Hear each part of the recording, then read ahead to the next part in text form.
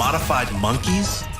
Is that what we are? Is that what we are? Or is it just a mask some scientists want us to wear? The origin of life community has not been honest. Materialists understand that materialism cannot explain the mind. Who am I? Rather than abandoning materialism, they abandon the mind. Our planet has water and carbon, both necessary for life. So the Earth is exceedingly rare.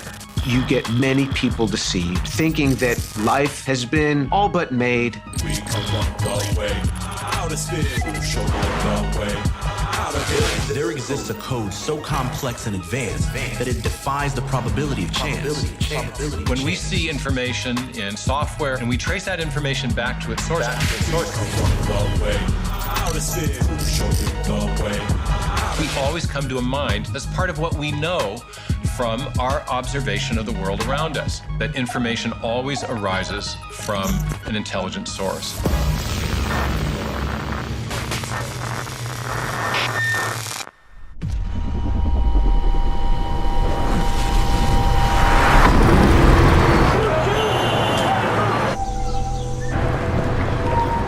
Everything, if Darwin is right, is mechanical and blind and purposeless at the bottom. Our planet is a lonely speck in the great enveloping cosmic dark. The cosmos is all it is, or ever was, or ever will be. The cosmos is all it is, Mechanical and blind and purposeless at the bottom. The cosmos is all it is, How do they know the cosmos is all there is? Isn't our reality more than just matter? Most people and cultures around the world have a profound belief that life extends beyond the physical. That compassion, ideas, joy, and sorrow aren't made of matter, but are as real to us as our arms and legs. If we believe this, are we anti-science? Or is it materialism that is anti-science? Let's see what Dr. Jay Richards, an expert on modern materialism, has to say. Hi, nice to meet you. Materialism is really a philosophy about reality. It's just the idea that matter or matter and natural laws are the fundamental reality. So really the only thing exists is blind matter in motion, and everything else is explained in terms of matter. This is the view of reality we are constantly bombarded with in our culture.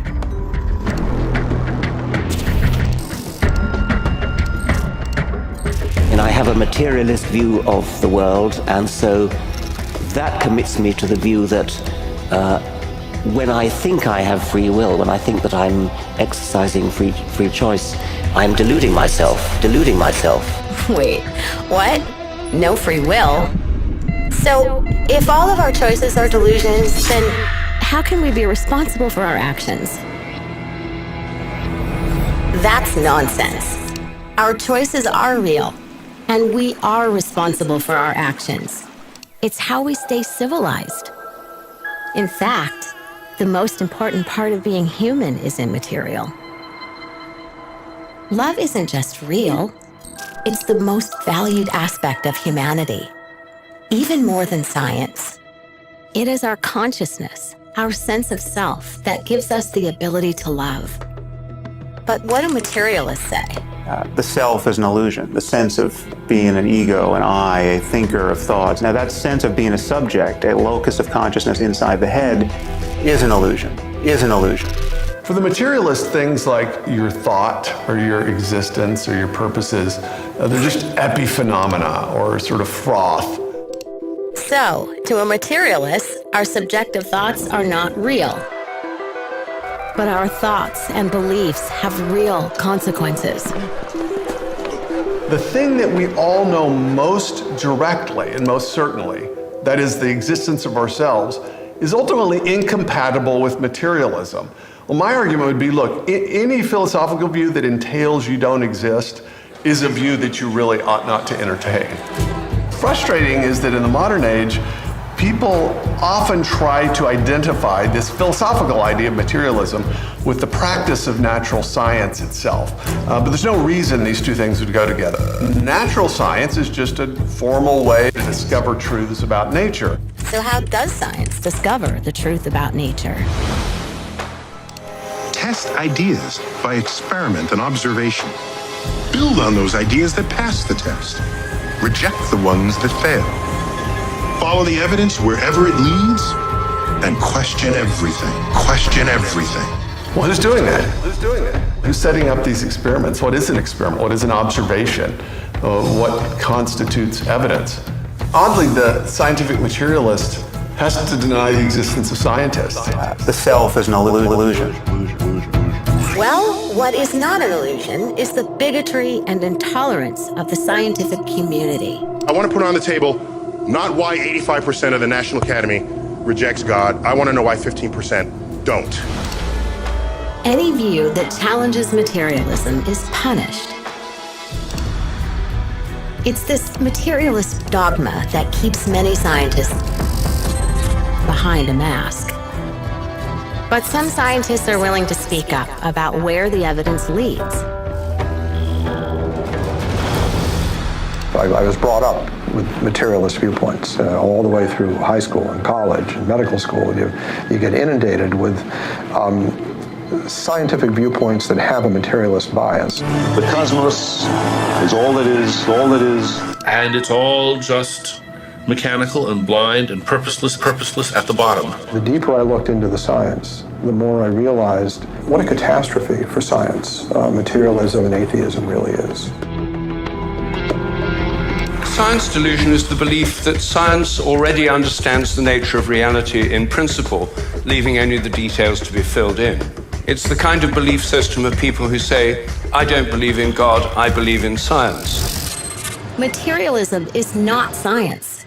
It's simply a worldview that fails to explain or even consider the most profound, interesting, and beautiful aspects of human reality. Materialists are free to preach their religion, but they should stop pretending it's science.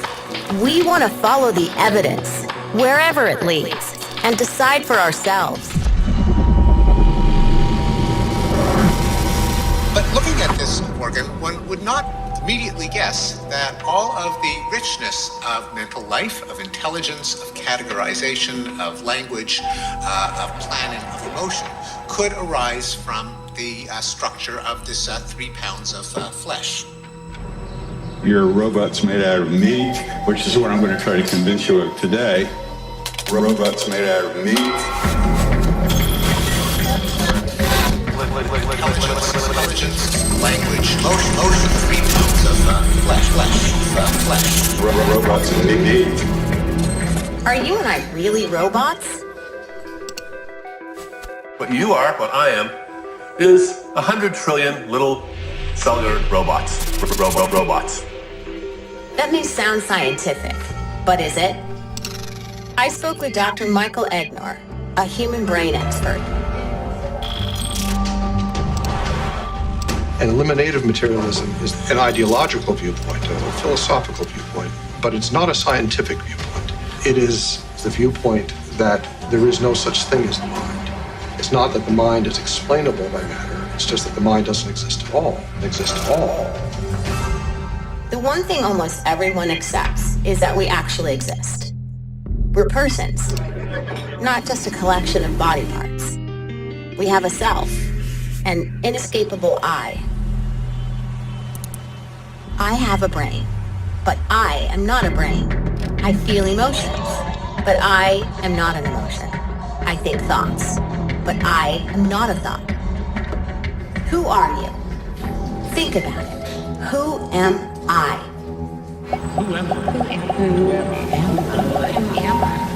Most people feel they're more than their physical bodies. What materialists don't tell you is this feeling is actually supported by science. Recent research has revealed fresh evidence for an immaterial mind, where thoughts actually change your brain. Dr. Jeffrey Schwartz treats people who suffer from obsessive-compulsive disorder. His treatments provide evidence that thoughts can change our physical brains. By training people, literally training them to reinterpret the feelings that you need to check or that something is dirty, reinterpret it as a false message from your brain. People could, in fact, learn how to understand that this is not me, this is a false message from my brain, and when they did that, their OCD improved and their brain changed. That's the part where you really get the leverage to say, you're not just your brain, because choices you make can actually change how your brain works. This research clearly supports mind over matter. Mind over matter. Further evidence for an immaterial mind comes from an operation known as a corpus callosotomy. In this operation, you literally cut the brain in half by severing the corpus callosum.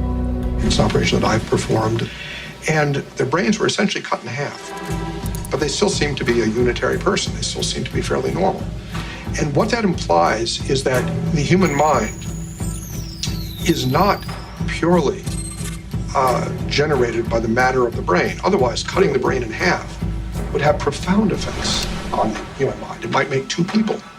Certainly, it would create a rather profound difference in a person's state of consciousness, and it doesn't. A third piece of evidence for an immaterial mind comes from brain stimulation experiments that seem to show our intellect and identity are not found in our brain tissue. Some of the most famous of these experiments were conducted by brain surgeon Wilder Penfield. He was a meticulous scientist. He repeatedly observed that there were aspects of the patient's mind that no matter what he did to the brain, he couldn't affect. He could elicit memories by stimulating a part of the brain. He could make a muscle move or make a patient have a sensation, but he couldn't change their consciousness. He couldn't change their intellect. He couldn't change their sense of self. That no matter what he did to the brain, remained the same. A fourth piece of evidence for an immaterial mind comes from experiments about free will. Materialists try to convince us that free will does not exist. I hope to convince you that free will is an illusion. Free will is an illusion. But Dr. Benjamin Leibott's experiments show that humans do have free will. At least the free will to say no. About perhaps half a second before you decide to do something, there's a spike in your brain that he called the readiness potential. It's almost like an unconscious motive. Materialists have used this readiness potential to suggest that we are misled into thinking we have free will. Free will is an illusion. That our material brain just sort of makes the decision. And we kind of think that we decided. But we didn't. Leibniz didn't agree with that. He asked the subjects to do something more. He said, when you decide to do something, then decide not to. When they did that, he found that there was a readiness potential for deciding to push the button. But there wasn't a readiness potential to decide not to push it. And he said, he didn't prove the existence of free will, but he proved the existence of free won't. And that's what he called it, free won't. That in a sense we have motives that are beyond our control. We can't stop the motives, but we can stop ourselves from doing it. Materialist scientists mostly ignore this evidence because it doesn't support their worldview. You are cellular robots. Materialists are realists in a sense. They understand that materialism cannot explain the mind. Rather than abandoning materialism, they abandon the mind, which I think is a mistake. Neuroscience shows that you are more than your brain. This liberating evidence frees us to think rationally about who we really are, body, soul, and mind. We are not materialists. We see the human soul. We experience love. We live with purpose. We fight for justice. We are the quiet majority, and we will be quiet no longer.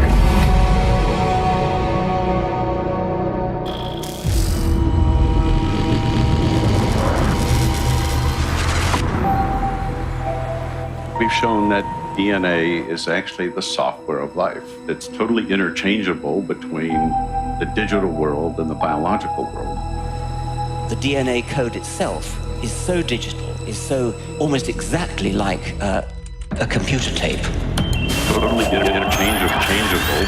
DNA code itself is the software of life. So digital. Scientists have come to the amazing conclusion that our bodies contain digital code. In fact, Bill Gates, you know, the founder of Microsoft, tweeted, "DNA is more advanced than any software ever created." Think about it. A program or code is written by someone very smart. The more complex the code, the more intelligent the author has to be. So here's the question. If our DNA code is more complex than any man-made software, where did it come from? Is it possible it was authored without an author, programmed without a programmer? Materialists think so, through neo-Darwinism, the modern version of Darwinian evolution. Stephen Meyer, author of the New York Times bestseller Darwin's Doubt, explains. According to neo-Darwinism, new genetic information arises as a result of random mutations in the arrangement of the nucleotide bases along the spine of the DNA molecule. If those random changes are beneficial, they're passed on and preserved, and if many such changes are preserved and passed on, they would accumulate over time and eventually result in a very significant change in the morphology, the form of the organism. That's like saying if this game had glitches every time it was copied online, and gamers shared their favorite mutated versions and trashed the rest, it would eventually turn into this. Come on, really? If we know the computer glitches won't produce a new video game, how much sense does it make to believe that glitches, copying errors, and our DNA code can produce new organisms? Could random mutations in DNA really produce this? This? This? What about this? This? This? This, this, this, this, or this. Everything we know about software shows that random changes in a section of functional code or functional information is going to degrade that information long before you ever get to something fundamentally new. And that's the problem with the mutation selection mechanism as an explanation for new genetic information. Information in DNA is also essentially typographic or digital. And there are far more ways to go wrong in arranging those characters than there are ways to go right. And so as you begin to randomly change them, you inevitably fall into a non-functional abyss long before you ever generate anything fundamentally new. So just how unlikely is it for random genetic changes to produce something new, even something as modest as a protein structure with a new function? One scientist performed experiments that enabled him to actually calculate the odds, and they aren't good. In fact, they're next to impossible. We caught up with a molecular biologist, Douglas Axe, in Seattle. In our lab work, we've asked how rare or how common functional proteins are within the space of possibilities. Doing experiments and calculations, we found that they're exceedingly rare, like 1 in 10 to the 74th power rare. To get a feel for those odds, imagine that somebody hid one atom somewhere within the Milky Way galaxy, and you, blindfolded by chance, are supposed to pick one atom and hope that it's the right one. Those odds would be better than the odds for the protein. Axe calculated the probability for all the chance mutations in all of the life forms on Earth for billions of years. And in all that time, he found they couldn't chance on even one new functional protein structure. Not one. 0. And keep in mind, it takes thousands of distinct proteins to build any kind of complex life, including humans. And many of these proteins are unique to each individual life form. So we go from improbable to basically impossible. The bottom line is that the mutation selection mechanism simply lacks the creative power to generate the new information necessary to build new organisms in the history of life. If the material processes of mutation and natural selection aren't capable of producing the biological information needed for life, then where did it come from? Our uniform and repeated experience, as Darwin himself pointed out, is the basis of all scientific reasoning about the past. So when we see information in a digital form in software or we see a paragraph in a book, and we trace that information back to its source, we always come to a mind, not a material process. That's part of what we know from our observation of the world around us, that information always arises from an intelligent source. So we can apply that knowledge to the question of historical biology, and when we see that information is the foundation of life, we can infer that the best explanation for the origin of that information is in fact also a mind, a conscious agent, not an undirected material process. When presented with evidence that conflicts with neo-Darwinism, most scientists cling to a belief in the blind process of evolution, denying what science has discovered. That at the foundation of life, there exists a code so complex and advanced that it defies chance. They make no room for the possibility that we were created by an intelligence far more sophisticated than the most genius of programmers. Instead, they choose to limit their investigation to a strictly materialist worldview. When faced with this evidence, how will you respond?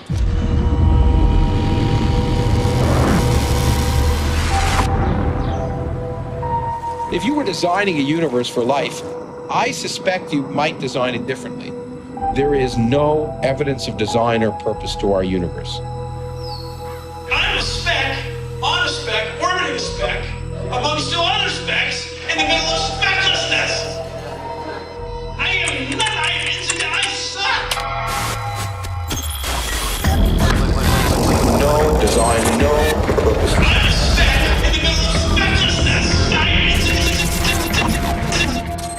Are we really just insignificant specks in an accidental universe? Do we really just suck? Those are some dramatic claims, but not everyone thinks that way. In fact, some very distinguished scientists disagree.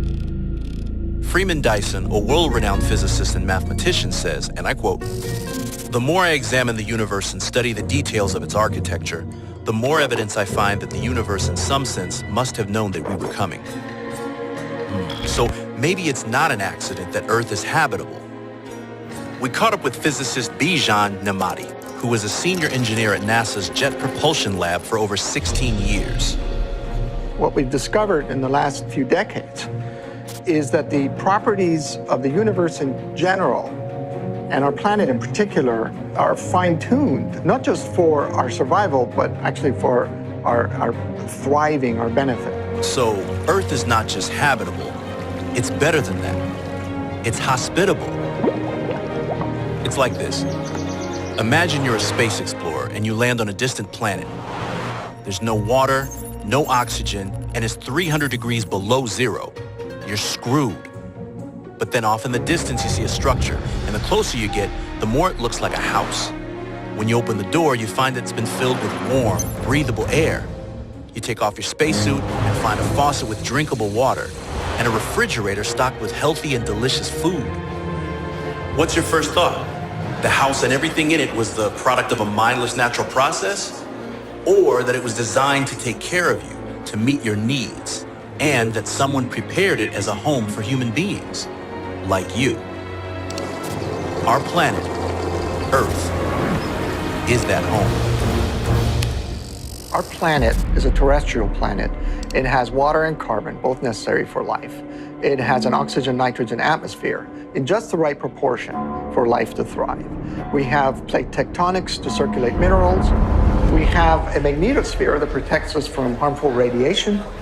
Our moon stabilizes our axial tilt, giving us a stable climate. And we have gas giant planets, particularly Jupiter, cleaning up the solar system from comets and asteroids that could harm us. And we are located in the habitable zone of a very stable energetic star, which itself is located in the habitable zone of a metal-rich mature galaxy. So the Earth is apparently exceedingly rare. There is no design or purpose to our universe. Still stuck on that? Even though the Earth meets exactly the conditions needed to sustain life? Well, what about our universe and the precise settings of its physical laws that keep things in order? What they call fine-tuning. Cosmological physicist Frank Tipler explains. Fine-tuning in physics refers to the observed fact, that were we to modify the constants of nature just slightly, life would never appear in this universe. Imagine you have a universe app where you can mess with the universal laws of physics from the beginning of time. Starting with gravity, too strong and the stars would be unstable and deadly to life. Too weak and the stars would struggle to create carbon and oxygen. Again, no life. We got Stephen Meyer, who holds a PhD from Cambridge, to break it down. The force of gravity is not too strong, not too weak. The speed of light, not too fast, not too slow. The ratios of these fundamental forces are delicately balanced. It's the just right universe that makes life possible. So it's got to be exact. But materialists say we just got lucky with gravity. Now, let's set our universe app to random and tap the button. What are the chances that the app will luck onto a gravity setting that just happens to allow life to emerge? Scientists have crunched the numbers, and the answer? Not good. You mean not good like 1 out of 100? I'd say 1 out of 1,000,000. Actually, for gravity, it's worse. Worse than 1 chance in 1,000,000,000 times 1,000,000,000,000 times 1,000,000,000,000. So you're telling me there's a chance? Yeah! Yeah! We all love rooting for long shots, but here's the thing. It's not just gravity. There are many other physical laws that also have to be just so for life to emerge in the universe. And some of them are even more fine-tuned, even more unlikely than gravity. Without fine-tuning, our universe would be a horror story even Stephen King couldn't imagine.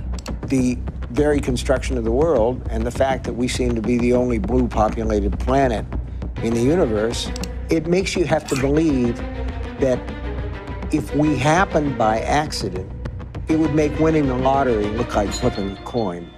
So I have a tendency to believe in intelligent design. Nobel Prize-winning physicist Charles Townes seemed to agree by stating, and I quote, "Intelligent design, as one sees it from a scientific point of view, seems to be quite real. This is a very special universe. It's remarkable that it came out just this way." But of course, materialist scientists claim they have a better answer.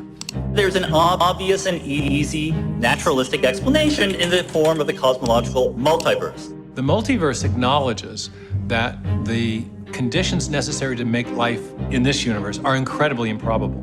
But it posits the existence of multiple billions of other universes, and we just happen to be in that lucky universe.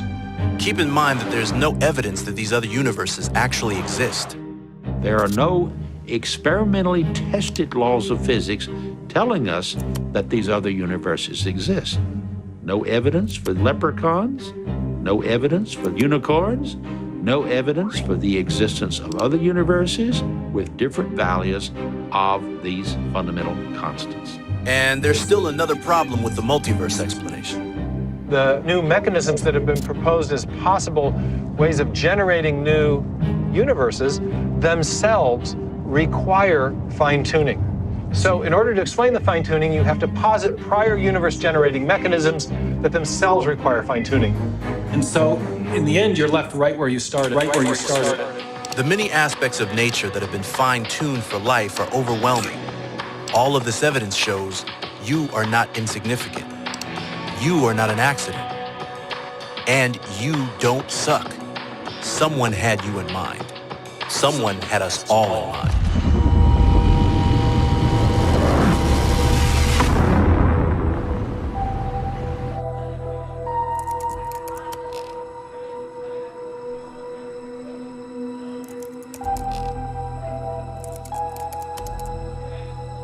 The life we have on Earth must have spontaneously generated itself. Scientists have reason to think that the first living cells on Earth came about through a natural process called chemical evolution. First living cell chemical evolution. Spontaneously generated itself. Did life really spontaneously generate itself from chemicals? Has science shown this? We tracked down James Tour, one of the world's leading experts in synthetic organic chemistry, to find out. All of these little pictures of molecules coming together to form the first cell are fallacious, are ridiculous. the origin of life community has not been honest. They will write in their very papers, they will see some small phenomena and extrapolate what this means in the context of origin of life. And then they will work with the press, and the press will extrapolate it all the more. And you get many, many people deceived, thinking that life has been all but made. All of this is a lie. Scientist Craig Venter creates life for the first time in a laboratory. We're here today to announce the first synthetic cell. We haven't created life, nowhere close. What they did is they took a cell. They took the genome out of that cell. They manufactured a genome that's similar to it, and they put it in. That is akin to taking an engine out of a Ford and putting it into a Buick and then saying, look, I created automobiles. No, you just took one piece, and it's not even the engine, it's just the computer control box you took out of one car and you put it in another car. That's what it was like. But the design of the computer control box you got from other cells. Other scientists say they've been able to create protocells in the lab that are the stepping stones to the first life. I can mix some chemicals together in a test tube in my lab, and these chemicals will start to self-associate to form larger and larger structures. The protocell moves. As a metabolism, it could use energy and moves around. Protocells are a bunch of nonsense. That is like a proto-turkey. I take 20 pounds of sliced turkey meat from a delicatessen. I throw that into a pot. I add some turkey broth. I warm that up, and I throw in some feathers, and I say, that's a proto-turkey. Yeah, there's no order to it, but you know, if you wait long enough, a turkey will come gobbling out. That sounds ridiculous, doesn't it? That's precisely what origin of life researchers have done when they make a protocell. Wait a second. Haven't we been taught with hundreds of millions of years anything is possible? Time is actually the enemy. You let these chemicals that have been made sit around. They show the degradation in a period of weeks. Weeks is the twinkling of an eye when it comes to prebiotic timescales. The chemicals decompose. So to think that the molecules could be made and sit there waiting for other molecules to come in, it doesn't happen. Organic chemistry doesn't work that way. Well, if life didn't spontaneously generate on Earth, what about scientists who believe that life must have come here from outer space? Whether you want to have it originate from Earth or from some other planet, you have to have the origin of life. You have to have the origin of that first cell. How does that happen? We have no idea. So with all the advances in scientific research and the study of life, why can't we figure this out? With all of origin of life research going on, the problem is becoming harder all the time, not easier. And the reason it's become harder is because we understand more about the complexity of a cell. To help explain the complexity of living cells, we turn to molecular biologist Douglas Axe. To get an idea of the complexity of a living cell, think of a factory with thousands of pieces of machinery all working together to do some coordinated task. A cell is actually far more complicated than that factory because factories don't maintain themselves. People have to maintain factories, and factories certainly don't make new factories. Whereas with a living cell, all the parts that wear out are automatically remanufactured within the cell. Not only that, the cell is manufacturing a new cell as well. Human-made factories don't even come close. For a living cell to exist and perform such complex tasks, it takes some very detailed instructions, which are chemically encoded in our DNA. If you have a string of nucleic acids like DNA or RNA has, you have to have a precise sequence because that translates to what proteins are needed to build the organism. That's called the information code. But where did all that information, these detailed instructions, come from to build the first cell? We don't have a tool to assess that within chemistry. Laboratory chemistry may not, but Stephen Meyer is convinced origin science does have the tools. Is there anything we know of that does have the causal power, the ability to generate new information, and therefore could explain the origin of the first cell? And I think there is, and that's the idea of intelligent design. Intelligent design is defined as the theory that certain features of the natural world are best explained by an intelligent cause, not an undirected process. Because what we know from our experience is that intelligent agents can produce information, and indeed do produce information, in a digital or typographic form, the form of information that we find in the DNA molecule, functional digital information. Whenever we see information and we trace it back to its source, whether we find it in a section of software code or a paragraph in a book or in a hieroglyphic inscription, we always find that a mind played a role in generating that information. Don't be fooled by the hype. Materialists are further from explaining the origin of life than ever before, yet they still refuse to consider the only observable source known to create information code, an intelligent designing mind.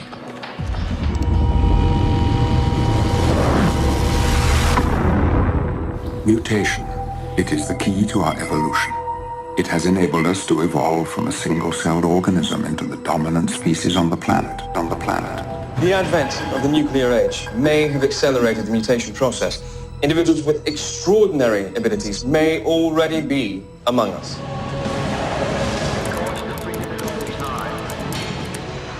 Mutation is a critical ingredient in the recipe for evolution. Mutation generates variation, differences between individuals. Mutation generates variation. Human evolution. Mutation. Human evolution. What's fact and what's fiction here? Are mutations really the key to our evolution? Think about it. In real life, significant genetic mutations don't create superpowers. They create super challenges. Sometimes those mutations are even life-threatening. That's the reality. And yet we're told that random mutations with guidance from natural selection invented and genetically engineered every feature of every living organism. Changes to life's instructions happen more or less at random. Mutation generates variation. Evolutionary biologists claim that random mutations accumulating over time ultimately produce life's features. If this is the case, zillions of chance mutations over the history of life led to the invention of flight and sight, immune systems and reproductive systems, even conscious beings with the capacity to love, reason, create art, and distinguish right from wrong. However, now, we no longer have to rely on speculative claims. Through experiments, we can actually observe mutations and see what they're doing to guide evolution. Biochemist Michael Behe has spent much of his life researching and studying mutations. In the past 50 years or so, methods have been developed to track mutations, changes in DNA at the very molecular level. Now we can watch evolution in real time. Since 1988, biologist Richard Lenski has been conducting one of the greatest evolutionary experiments ever done. He started a culture of bacteria called E. coli growing in his lab. And since they reproduce so quickly, now they're up past 60,000 generations. And that's like 1.5 million years of human lifetimes. So we are talking about numbers that are big enough to see some serious changes, if serious changes could come about. In his work, he's seen a lot of beneficial mutations come along. But turns out that the great majority of the mutations were in pre-existing genes, and they either broke or degraded the genes. So the bacteria were evolving, improving more by devolution than by evolution. It's difficult to understand how breaking a gene can be beneficial or helpful. Think of it this way. Suppose you had a car, and the most important thing to your survival right now was the gas mileage. What could you do to improve the gas mileage of your car quickly? One thing you could do is rip out the back seat and throw it away. Back seats are helpful, but if your life depended on you getting better gas mileage right now, that would be a beneficial improvement. The problem with that, for Darwin's theory, is that ripping the back seat out of a car doesn't tell you how you make a back seat. Darwin's theory needs to show that organisms can improve by building things. And that's what has been missing in this terrific experiment. This famous E. coli experiment shows that trillions of random mutations are not capable of building anything new. By the numbers, this E. coli experiment is giant, but it's dwarfed by the size of a natural experiment involving humans infected with malaria. Every year, about 1 billion or so people contract malaria. So that's 1 billion times 1 trillion cells that are made each year on the planet. In recent decades, scientists have exhaustively studied malaria. They've seen how it evolved resistance to several of the drugs used to treat it. But what is more interesting is what scientists haven't seen. There were no new molecular machines, no new genes, and yet it had so many chances, evolutionary theory would have predicted that you'd get something really pretty impressive out of that, but it wasn't seen. And it's not just malaria, it's not just E. coli. The pattern is widespread. For Behe, this raises a serious red flag for evolutionary theory. The discovery that many beneficial mutations are actually destructive or degradatory mutations puts a huge monkey wrench into Darwinian theory. Not only can't Darwin's mechanism of random mutation and natural selection build complex systems, it has a strong tendency to degrade them. This means beneficial mutations, what we have been taught are the building blocks of evolution, show no observable capacity to build or invent. We see that overwhelmingly the good mutations come about by breaking old genes. So you're not making something new, you're throwing out something you already had. We see it in bacteria, we see it in mammals, we see it in birds, we see it everywhere that's been looked at so far. This scientific evidence completely conflicts with evolutionary theory, and that is why the public never hears about it. Only a few brave scientists have been willing to speak out, like Lynn Margulis. I was taught over and over that the accumulation of random mutations led to evolutionary change, led to new species. I believed it until I looked for evidence. So if mutations aren't the building blocks of evolution, what can explain the invention of new things like the cell, or the eye, or flight? In birds, we find all kinds of amazing interdependent features that appear orchestrated for flight.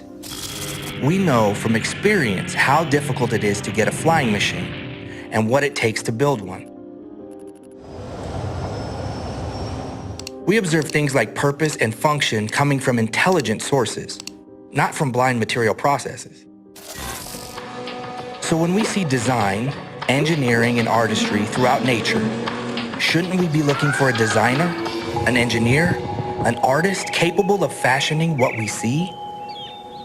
We are not materialists. We see the human soul. We experience love. We live with purpose. We fight for justice. We are the quiet majority, and we will be quiet no longer.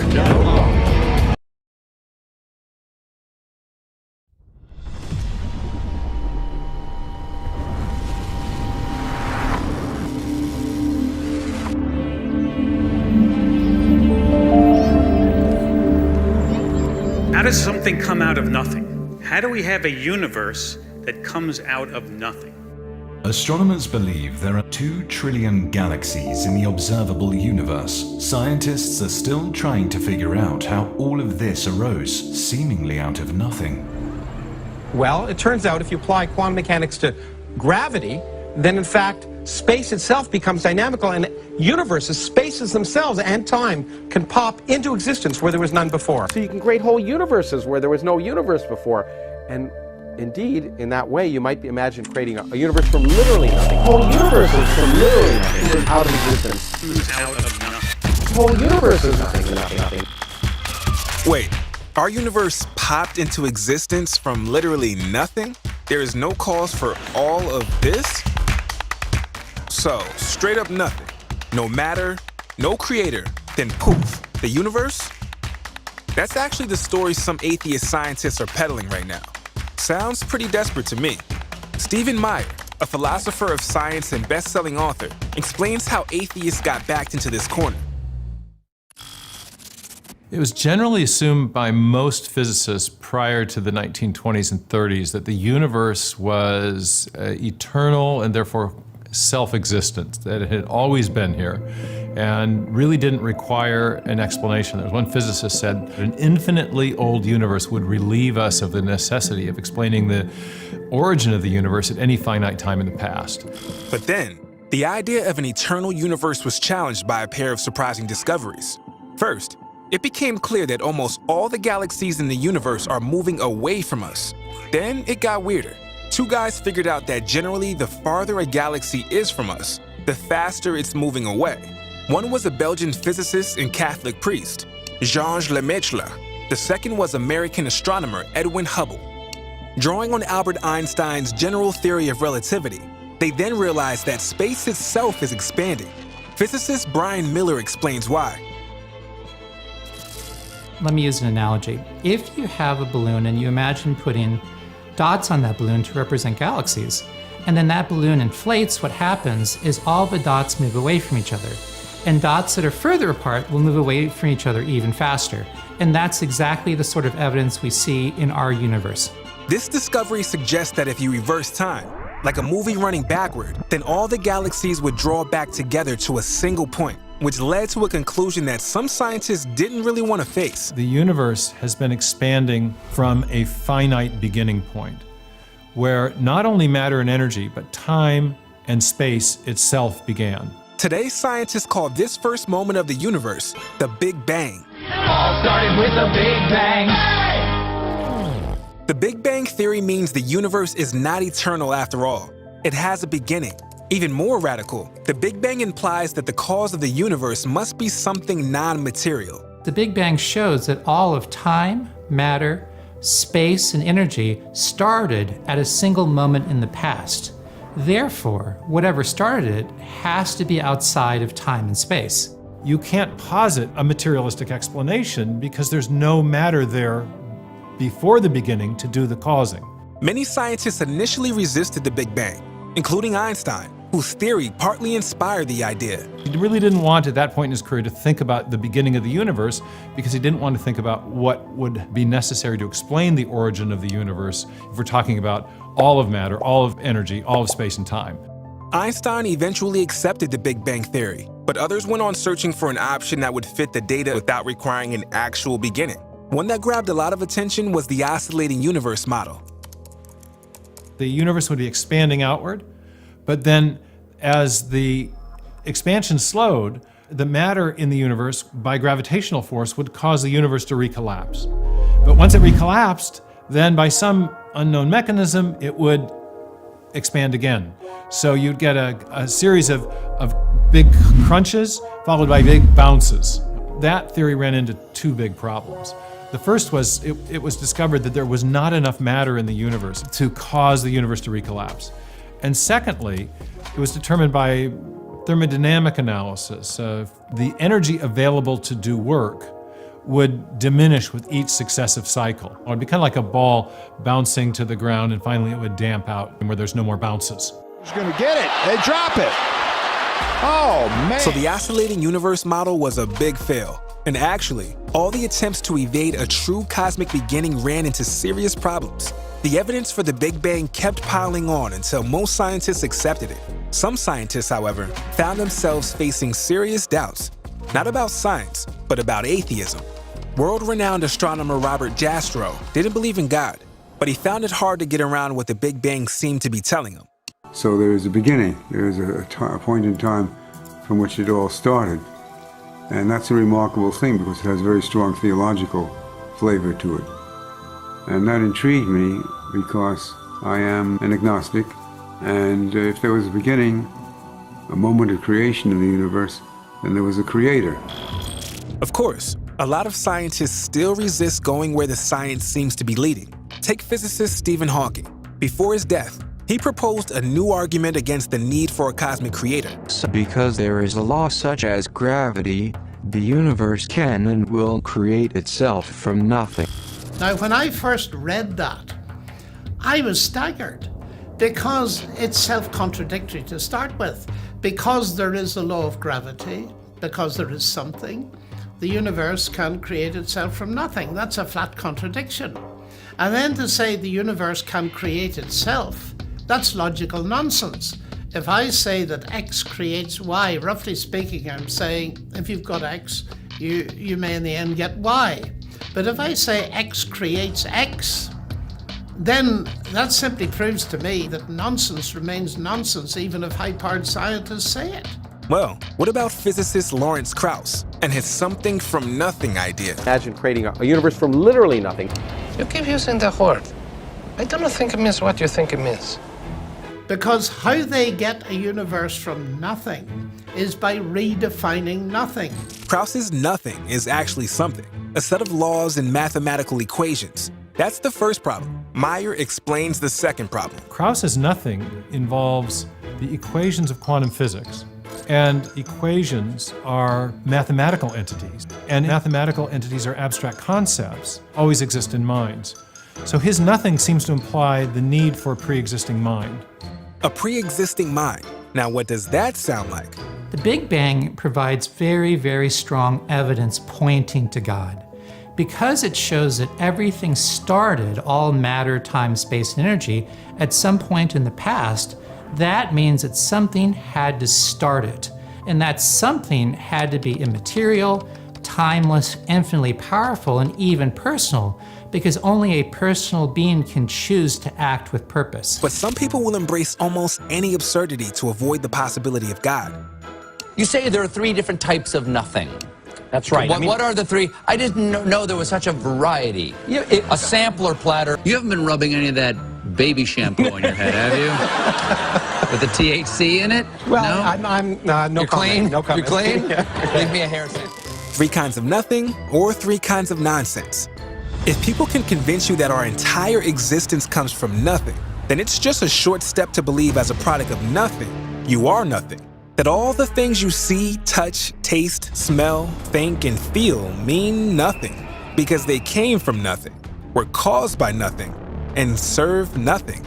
But if you and the universe were created by someone, a grand creative genius, the maker of matter, energy, space, and time, then you were made for a reason. Your existence means something. You are here for a purpose. For those willing to open their eyes, that's the amazing reality science is revealing. I saw that David Attenborough documentary on chimps where they were eating those colobus monkeys and ripping them apart. I go, oh, this is why people are so crazy. We came from that thing. Yeah, exactly. The search for the origins of humanity is a story of bones. It is the story of our progress from ape to man. The time has come to take seriously the fact that we humans are modified monkeys.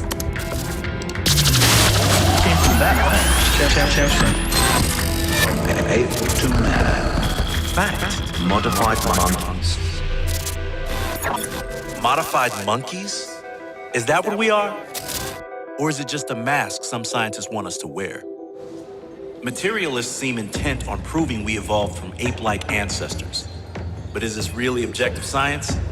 Let's take a look at the evidence. Dr. Casey Luskin, co-author of Science and Human Origins, shares his insight. The fossil evidence for human evolution is extremely weak. I would say that the case for human evolution is driven more by an undying belief in materialist ideology than it is actual hard evidence. Even world-renowned evolutionist Stephen Jay Gould admitted how shaky the fossil evidence for human evolution is. Most hominid fossils, even though they serve as a basis for endless speculation and elaborate storytelling, are fragments of jaws and scraps of skulls. Biologist Jonathan Wells has 2 PhDs from UC Berkeley and Yale. He takes it a step further. The fossil evidence does not establish that humans evolved from apes. That's really a story to which the fossils have been added as illustrations. The illustrations and drawings of these missing links are often highly speculative. National Geographic many years ago had a page of drawings done by artists from the same set of bones. One looked like a gorilla, another looked like a modern human, another looked like a werewolf, all from the same set of bones. So the drawings are mostly imaginative, not evidence. It's a shame that most people take these drawings and the stories they tell as fact, even when they contradict the actual evidence. Take the drawings of Homo erectus, which often appear as intellectually inferior and far from human. But the fossil evidence paints a different picture. Below the neck, Homo erectus is almost identical to modern humans, and even its brain size is within the range of modern human beings. Homo erectus also used stone tools, they harnessed fire, and in fact, there's even some paleoanthropologists who believe that Homo erectus was capable of building boats. Homo erectus appears to have been a lot more intelligent than what scientists originally assumed, and what the public is often being told. Same thing goes for Neanderthals. Quite a few paleoanthropologists think that Neanderthals buried their dead, that they have been discovered with signs of high intelligence, including art and culture. So although many artist impressions will depict Neanderthals as very primitive, if a Neanderthal were to walk in the door right now, you would not be able to distinguish them most likely from a modern human being.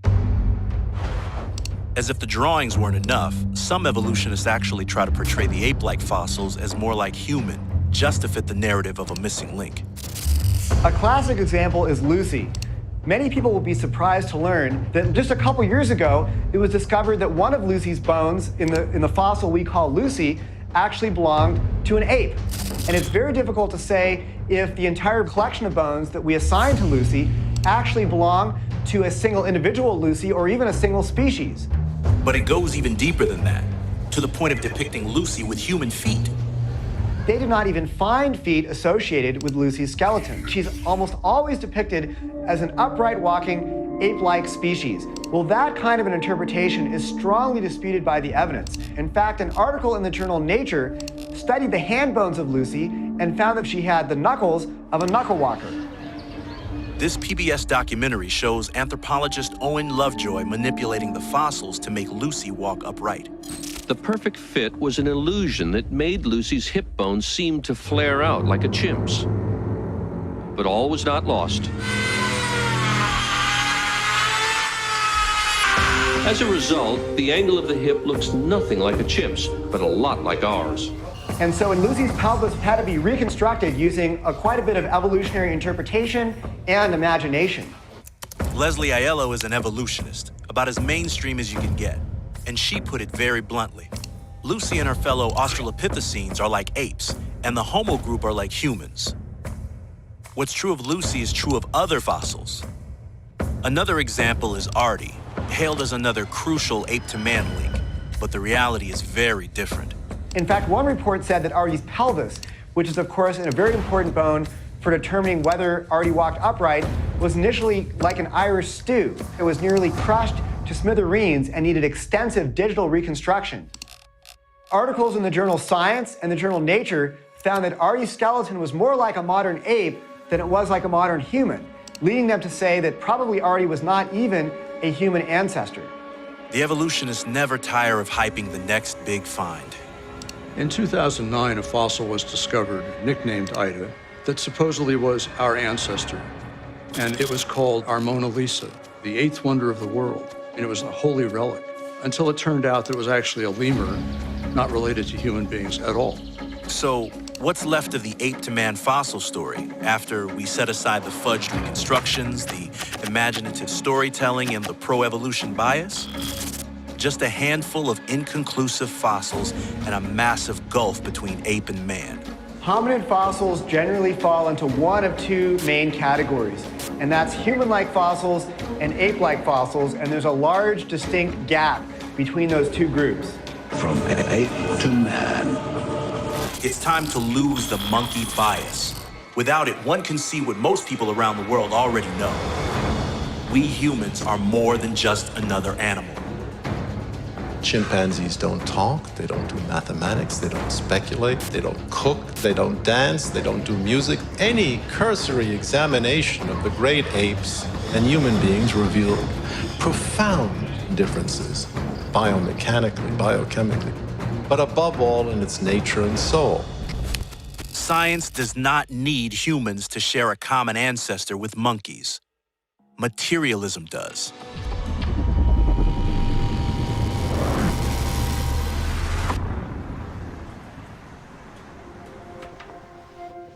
So let's spend some time going through the facts and how evolution explains them all so well. First, fossils. Now, fossils provide really good evidence for evolution. And by studying these fossils, we can see how organisms have changed throughout the past, as we're able to see the small incremental changes that took place over millions of years. The farther back we go, the more we see that everything alive has evolved from a single starting point. The fact evolution. We're able to see small incremental changes. Fossils provide really good evidence for evolution. Yeah, that's what I was taught in school too. But is the fossil record really good evidence for evolution? I asked Dr. Gunter Beckley, a fossil expert. He has discovered 180 new species in the fossil record and published over 160 scientific papers. It is often believed that the fossil record is great support for Darwin's theory. Actually, this is not the case at all. The theory predicts slow changes, but the fossil record shows rapid changes. The theory predicts that new forms accumulate by addition of little small steps, but the fossil record shows they appear out of nothing suddenly. Let's start with the most famous sudden appearance of life forms in geologic history, the Cambrian explosion. Geologist Casey Luskin explains. Nearly all of the major living animal phyla appear abruptly in the Cambrian period in a geological eye blink, a 5 to 10 million year window. In the Cambrian explosion, we see many diverse body plans appear without any direct evolutionary precursors. In fact, one invertebrate zoology textbook says that the animal phyla appear fully formed, such that the fossil record is of no help to understanding how these species and these diverse body plans arose. But is the Cambrian explosion the exception? Because we usually hear, the fossil record clearly demonstrates that organisms don't suddenly appear. The phenomenon of sudden appearances in the fossil record is not just an exceptional case, but actually is a pattern that is found everywhere. The origin of life, the origin of photosynthesis, the Avalon explosion, the Great Ordovician biodiversification event, the Siluro-Devonian terrestrial revolution, the Devonian nekton revolution, and the odontode revolution, the Carboniferous insect explosion, the Triassic explosions, the origin of flowering plants, the origin of butterflies, the Neo-Avian revolution of modern birds, the placental mammal radiation, the origin of the genus Homo, and finally the Upper Paleolithic human revolution.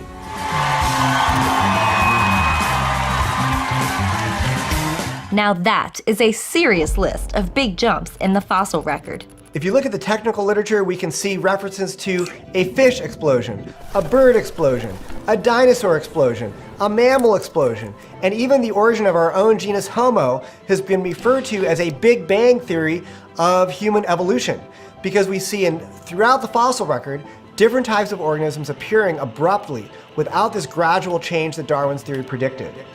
In the middle of the Carboniferous period, we find the first flying insects. And the striking thing is there are no fossil precursors for them. There are no credible transitions. Just presto, this fully articulated marvels. Just how bad is the fossil record for Darwin's theory? Anthropologist Jeffrey Schwartz, who supports evolution, is blunt. Most major groups of organisms, he says, appear in the fossil record, full-blown and raring to go, in contradiction to Darwin's depiction of evolution. Some scientists say the transitions in the fossil record just look abrupt, and that we'll find the gradual transitions if we just keep on digging. Beckley thinks that explanation is no longer credible. And here's why. Imagine you have a new hobby and you walk along the beach and you collect starfish and shells and snails. Every day you find something new, but over time, repetition sets in. And ultimately you reach a day where you only find over and over again what you already found. And then you know that you have sampled enough to know what is out there. Exactly this method is applied in paleontology to statistically test the completeness of the fossil record. It's called the collector's curve. In most groups of organisms, we know that the fossil record is sufficiently complete to be sure that the gaps that we see are not artifacts of undersampling or of an incomplete fossil record, but are actually data to be explained. Some evolutionists basically admit that the many expected transitional fossils don't actually exist. They argue that the fossil record simply didn't have enough time to record the transitions. That was the view of two leading evolutionists who proposed a theory called punctuated equilibrium, which said that basically species change so abruptly they don't have enough time to leave any transitional forms, and that was how they accounted for the lack of transitional forms in the fossil record. But punctuated equilibrium has a problem. If major transitions really took place too quickly to be captured by the fossil record, there would be even less time available for genetic copying errors to accumulate into beneficial features, and evolutionary theory already faces a huge time crunch. When we do mathematical calculations using standard textbook methods of population genetics, there simply is not enough time in the fossil record for random mutation and natural selection to produce the changes that we observe. Let's look at whale evolution. Whales are said to have evolved from a land mammal in under 11 million years, but was that enough time to produce all the mutations required to create a whale? Richard Sternberg has 2 PhDs in biology and was a researcher at the Smithsonian. He has studied the evolution of whales in detail. Imagine you were going to take your Volkswagen and have a submersible that could go down a few thousand feet. Well, how many engineering changes would you have to make to your vehicle to accomplish that? Well, it's similar, going from a 4-legged, fully terrestrial mammal to an organism that can complete its life cycle out at sea, give birth there, suckle the young, dive down 1,000 feet or so, hunt fishes, etc. Just how many changes are we talking about here? I would say from 10,000 to 20,000, maybe more traits had to change. Could unguided evolution engineer that many changes in the time allowed? How about even a single new body part? Let's say the origin of tail fluke. So if you imagine, say, that 2 genes are involved, according to some estimates, that would take about 43 million years for those 2 changes. There simply is not enough time. In this case, we can prove mathematically that it is impossible that Darwinian evolution was the mechanism by which these supposed whale transitional forms evolved in this series. In other words, Darwinian evolution can't even engineer a tail fluke in the time allowed, never mind the tens of thousands of changes needed to convert the land mammal into a fully operational whale. So if Darwinian mechanisms can't get it done in the time available, what can? Stephen Meyer, author of the New York Times bestseller Darwin's Doubt, explains. Whenever you see new forms of life arising, you also have to have new information. It's very much like in our computer world. If you want to give your computer a new function, you have to provide information in the form of software. And something very similar is true in life. If you want to build a new form of animal life, you have to have new organs and tissues. But new organs and tissues require new genetic information and other forms of information. And this information has to come from somewhere. We know it where it does come from. If it is software programmers, if it is architects, if it is engineers, if it is artists, they are all capable of creating something complex and new because they are intelligent minds. And intelligent minds are the only causes we know in the whole known universe which are capable of creating this effect. This is not based on an argument from ignorance, but it's just based on a rational inference to the best explanation. Scientists have been studying the fossil record for hundreds of years, and the evidence is now clear. If we just take off our materialist glasses and look, living things full of function, purpose, and design do not just appear by accident. A mind played a role in the creation of new forms of life, including you and me. We are not materialists. We see the human soul. We experience love. We live with purpose. We fight for justice. We are the quiet majority, and we will be quiet no longer.